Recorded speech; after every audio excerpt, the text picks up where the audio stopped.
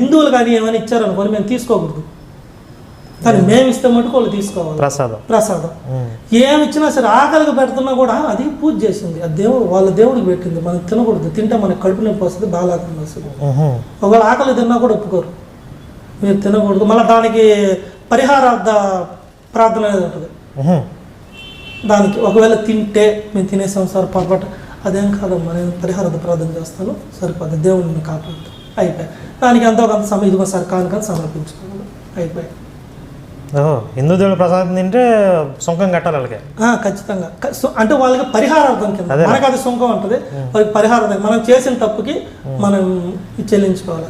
ఇప్పుడు మీరు ఈ దరిద్రంలో ఎప్పటిదాకా కొనసాగారు? ఎన్ని సంవత్సరాల దాకా?